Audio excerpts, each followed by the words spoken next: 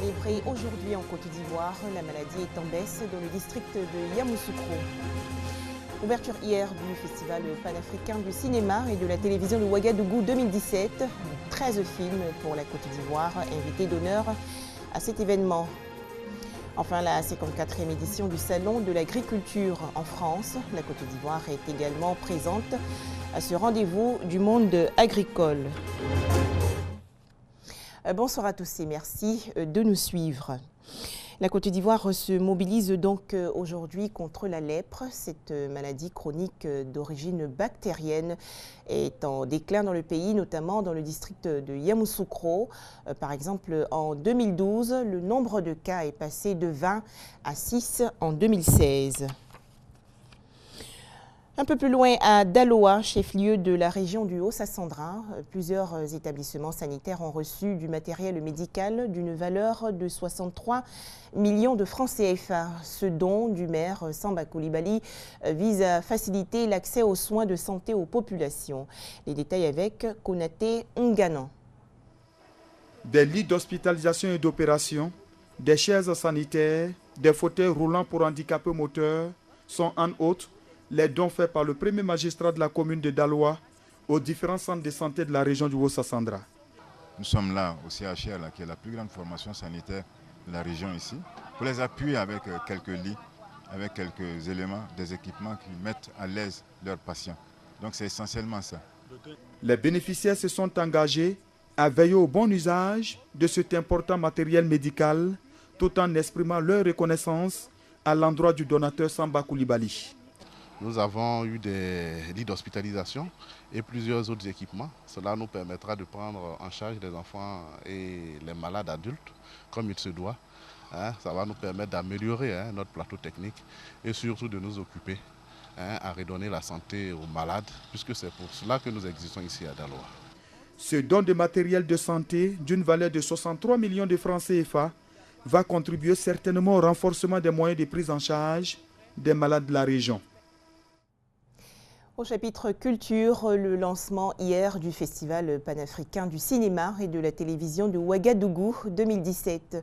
150 films sélectionnés pour cette 25e édition. La Côte d'Ivoire, pays invité d'honneur, va présenter 13 films. On fait le point avec Franck Quadio. Coup de clap et ouverture symbolique du 25e cinéma panafricain du cinéma et de la télévision de Ouagadougou, FESPACO, par le chef de l'État burkinabé Roch Kaboré. Le stade municipal de Ouagadougou aux couleurs du 7e art, c'est tout un cinéma. Si à Abidjan, si tu vois quelqu'un qui roule tout le temps avec un casque sur la tête, ça veut dire que la personne a piqué des crédits un peu partout.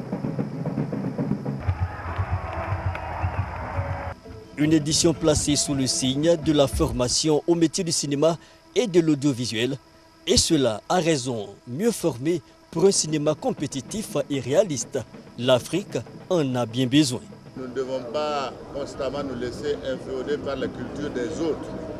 Il nous faut, nous aussi, dans le cinéma, traduire les valeurs positives qui font les fondements de la société africaine. Mais l'exercice ne se fera pas seul. La synergie serait l'idéal. La Côte d'Ivoire, pays invité d'honneur du FESPACO 2017, a aussi de la ressource. 10% de la production sélectionnée est ivoirienne. Sur les 20 films sélectionnés pour le Grand Prix de Yenega, 2 sont des films ivoiriens, donc encore 10%. Cela veut dire que la Côte d'Ivoire est revenue en force après sa longue traversée du désert. Et ceci poursuit l'exemple du Burkina, puisque le Burkina a décidé de faire du cinéma une vraie industrie. La Côte d'Ivoire, second contingent donc, après les 18 films présentés par le pays organisateur. Le Burkina Faso, avec son programme de rénovation de 15 salles de cinéma à travers le pays. On ne peut pas réaliser un film américain plus qu'un Américain. On ne peut pas réaliser un film hindou plus qu'un Indien. On ne peut pas réaliser un film ninja plus qu'un Japonais. Il faut des films africains, des films qui puisent leur source dans les profondeurs de notre patrimoine. Le FESPACO est donc lancé. Cinéma et musique cohabitant bien. Alpha Blondy comme cerise sur le gâteau avant de mieux engager la réflexion sur l'avenir du cinéma africain. Retour en Côte d'Ivoire, l'artiste reggae Maleki, solidaire de la cause des enfants défavorisés. Le chanteur a remis des vivres et non-vivres aux Zinzins du Bonheur, une organisation non gouvernementale qui aide les enfants pauvres. Volé au secours des démunis, l'artiste reggae Maleki fait parler son cœur. Il offre des cahiers à des enfants défavorisés, des dons réceptionnés par l'association Les Zinzins du Bonheur, structure qui œuvre pour le bien-être des enfants issus des quartiers populaires. Les Zinzins du Bonheur que j'ai connus à travers l'Internet, et quand nous sommes rentrés en contact avec eux, sans hésiter, ils nous ont accueillis bras ouverts. Et donc, ensemble aujourd'hui, nous sommes là. La remise de kits scolaires que nous avons préparés pour nos enfants, pour nos petits frères. Encourager les parents, en même temps aussi, encourager ces enfants-là. On dit qu'il y a des gens organisés dans ce pays de façon bénévole qui essaient d'apporter des choses à l'éducation. Ce geste de grande portée sociale, remerciement au nom de tous les Zinzins, parce que c'est une grande première pour nous, Zinzins du Bonheur, d'avoir un artiste qui nous soutient dans tout ce que nous faisons pour l'enfance. En tout cas, ce don va être utilisé à bon escient et on vous fera part de la remise. Ces dons sont le fruit des bénéfices du dernier album de l'artiste Maleki, album intitulé Radical Roots. Des précisions de Konaté Moussa. Jacquesville, cité balnéaire ivoirienne désormais jumelée avec Armamar au Portugal. Les autorités municipales de ces deux villes ont signé récemment une convention de jumelage à Jacquesville, dans le sud de la Côte d'Ivoire. C'est dans le cadre de l'appel lancé par le président Alassane Ouattara à la communauté internationale pour le développement local que les autorités municipales de Jacquesville ont fait des prospections de partenaires au-delà des frontières ivoiriennes. Ces démarches se sont avérées fructueuses. Une délégation portugaise a séjourné à Jacquesville pendant 3 jours en vue de s'imprégner des opportunités d'affaires qu'offre cette cité balnéaire. Le séjour a été concrétisé par la signature d'une convention de coopération décentralisée entre les communes d'Armamar et de Jacquesville. Nous nous sommes engagés à faire en sorte que les différents secteurs concernés, l'éducation, la santé, le tourisme, la formation, puissent profiter à nos différentes populations. En tout cas, en ce qui me concerne, profiter aux populations de Jacquesville. Et donc, nous ne resterons pas qu'à la signature d'actes. Nous ferons tout pour que ces actes soient transformés et de telle sorte que les fruits de ces actes puissent bénéficier, profiter aux populations de Jacquesville. Nous sommes un district très agricole. Nous sommes peut-être aujourd'hui, à niveau de tourisme, le 12e local le plus visité de toute l'Europe. Et pour ça, à partir de ce moment-là, j'ai convaincu Monsieur le maire, avec la visite de Monsieur le maire de Jacquesville, quand il est venu à Armamar, pour qu'on fasse vraiment quelque chose ensemble. Afrique, c'est notre territoire. Et les Africains sont notre frère. Ce partenariat scellé va voir la réalisation de plusieurs projets de développement pour l'amélioration des conditions de vie des populations. La coopération décentralisée, c'est un outil qui offre de nombreuses opportunités et une grande ouverture vers l'action nationale et internationale des collectivités territoriales pour le partage des expériences et la mobilisation de divers appuis au développement local. Je ne peux que saluer cette initiative du maire Begré-Joachim, initiative à laquelle je m'associe totalement. Nous sommes un département où les maires, présidents de conseils généraux, députés vivent en symbiose et dans une joie partagée, mais aussi dans l'harmonie et l'allégresse avec nos populations. Grande productrice de pommes, la commune d'Armamar, située au nord du Portugal, s'étend sur une superficie de 117 km². Elle tire d'énormes revenus de la production de la boisson Porto. Jacquesville est située dans la région des Grands Ponts, à 61 km d'Abidjan. Le pont Philippe-Grégoire-Yassé facilite aujourd'hui l'accès à cette ville balnéaire entourée par la lagune et la mer. Jacquesville regorge de plusieurs potentialités touristiques, économiques et culturelles. Enfin, faisait le point avec Chantal Akandan. Les populations de Côte d'Ivoire bientôt sensibilisées à la citoyenneté participative, à la cohésion sociale et à la démocratie. C'est une initiative de l'organisation non gouvernementale Côte d'Ivoire Expérience.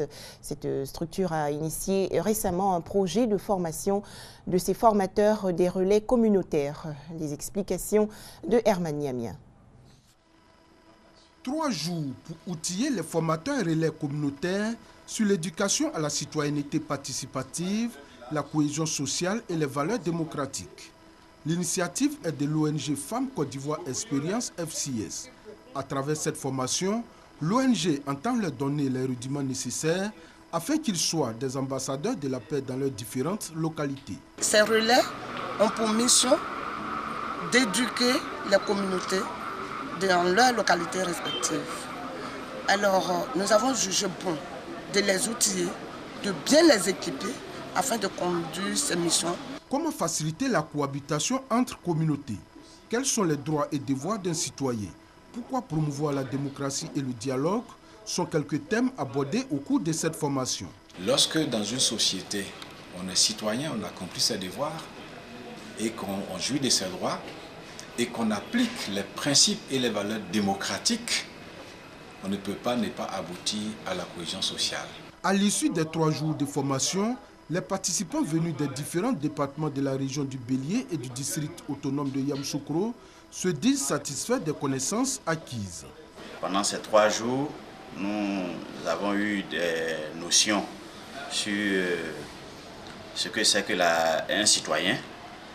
Ensuite, ce que c'est que la citoyenneté, les valeurs démocratiques et tout ceci qui conduit à un climat de cohésion sociale. J'ai le maximum d'outils, de matériel pour aller convaincre en tant que relais. Les 25 participants à cette formation promettent de mener des campagnes de sensibilisation au profit des populations de leurs différentes localités afin de leur faire partager leur expérience. Mais mieux, ils veulent mettre en place des comités de paix pour faciliter le règlement des litiges. Plus loin en France, 2 hommes mis en examen hier et placés en détention provisoire conformément aux réquisitions du parquet.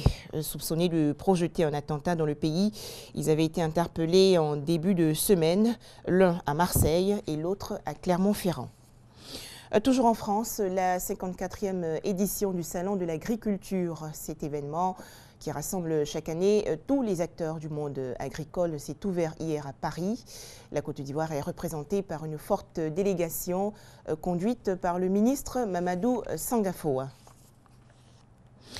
En Russie, l'Église orthodoxe s'engage contre l'avortement. Sous l'influence des milieux traditionnalistes et avec l'appui du gouvernement, elle a initié une grande campagne anti-avortement. Regardez. Quand Anna tombe enceinte de son 2e enfant, elle est socialement à la dérive. Pas de logement, pas d'argent ni de soutien familial, elle décide d'avorter. Une militante anti-IVG lui propose alors de résoudre ses problèmes matériels à la condition qu'Anna revienne sur sa décision. Je leur ai dit que je n'avais pas d'autre choix. Où trouver de l'argent pour élever un 2e enfant? Son père l'a rejeté. Comment pouvons-nous vivre sans argent et sans logement? Où? Elle m'a répondu, Anna, attends un peu. Nous allons trouver quelque chose.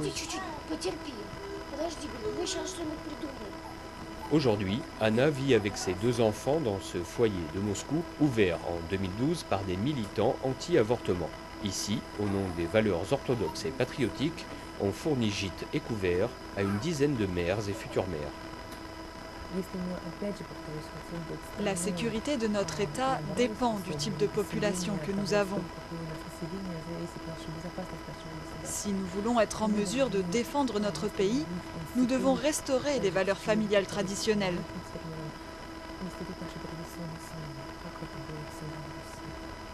L'an dernier, les parlementaires conservateurs ont proposé de retirer l'IVG de la liste des soins remboursés par l'assurance médicale publique.